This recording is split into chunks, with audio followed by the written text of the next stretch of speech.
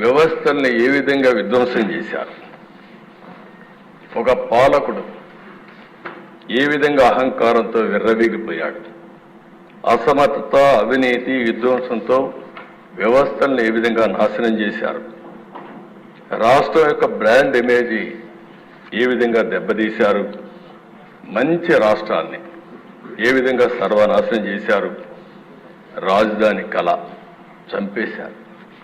అమరావతి దేవతల రాజధాని. అలాంటి అమరావతి నిన్నటి వరకు ఏమైందో మనం చూసాం. ఈరోజు మళ్ళీ కేంద్రం 15,000 కోట్ల రూపాయలు ఆర్థిక సహాయం చేయడానికి ముందుకొచ్చారు, బడ్జెట్లో పెట్టారు. అందరి ముఖాల్లో చూస్తే ఆనందం కనపడుస్తూ ఉంది. అంటే మళ్ళా మంచి రోజులు ప్రారంభమయ్యాయనే ఆశ ఈరోజు వచ్చిందంటే ఏ విధంగా జరిగిందని మనం చూసాం. ఈరోజు అమరావతి పూర్తయింటే దిశ 2-3 లక్షల కోట్ల రూపాయలు ప్రజా సంపద మనకు వచ్చుండేది. అప్పులు చేసే అవస్థ తీరేది. అలాంటి రాజధాని పోయింది. జీవనాడి పోలవరం 72% పూర్తయింది. 2020 నాటికి 21 నాటికి పూర్తయిపోయింది. ఆ దిశ కావాలని కాంట్రాక్ట్ను మార్చడం, అదే మరి ఆఫీసర్లు మార్చడం, రివర్స్ టెండరింగ్ పెట్టడం, కడాన అతి ముఖ్యమైన జీవనాడైనటువంటి ఈ పోలవరాన్ని గోదావరిలో కలిపేయడం. ఇప్పుడు మళ్ళీ డయాఫామ్ వాల్ నుంచి స్టార్ట్ కావాలి.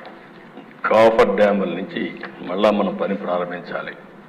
ఇది కూడా మనం మనస్ఫూర్తిగా ధన్యవాదాలు చెప్పాలి. కేంద్రం ఈరోజు బడ్జెట్లో చెప్పినప్పుడు పోలవరాన్ని వీలైనంత తొందరలో పూర్తి చేస్తామని నిర్దిష్టమైన హామీ ఇచ్చారు. వారికి మనస్ఫూర్తిగా అధ్యక్ష, వ్యవసాయ శాఖ పూర్తిగా మూతపడిపోయింది. కాలువల్లో పూడిక తేలిన పరిస్థితి. అదే మరి ఎక్కడికక్కడ డ్రైన్స్ ఉంటే డ్రైన్స్ కూడా పూడిక తీయకుండా ఎక్కడికక్కడ రాష్ట్రంలో వర్షాలు పడితే పొలాలన్నీ మునిగిపోయే పరిస్థితి వచ్చింది. ఇంకో పైన దిశ ఇరిగేషన్ వ్యవస్థ చిన్నాభిన్నమైపోయే పరిస్థితికి వచ్చింది. ఒక్క ప్రాజెక్టు పూర్తి కాలేదు. ఇంకొక పక్కన చూస్తే ఉండే ప్రాజెక్టుల్లో గేట్స్ కూడా గ్రీస్ పెట్టలేని పరిస్థితి. కొన్ని ప్రాజెక్టులు మీరు చూస్తే ఆ దిశ గేట్లు కొట్టుకొని పోతే ఆ గేట్లు కూడా పెట్టలేని పరిస్థితి. ఆ గేట్లు పెట్టడానికి అయ్యే డబ్బులు కూడా ఇవ్వలేని దుస్థితి. అలాంటి భయంకరమైనటువంటి పాలనలో మనం చూసాం. ఇంకొక పక్కన దేశ ప్రభుత్వ టెర్రరిజంతో పెట్టుబడులు పరారైపోవడం.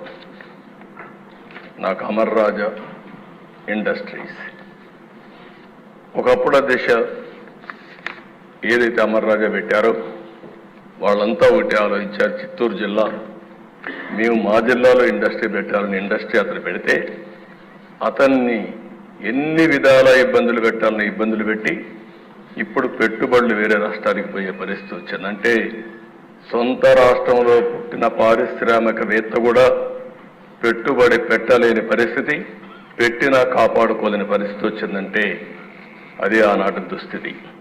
24% నిరుద్యోగం. దేశంలోనే అతిపెద్ద నిరుద్యోగం ఉన్న రాష్ట్రం మన రాష్ట్రం అయ్యే పరిస్థితికి వచ్చింది. 5 ఏళ్లలో అధ్యక్ష విపరీతంగా క్రైమ్ రేటు పెరిగింది. దళితుల హత్యలు పెరిగిపోయినాయి.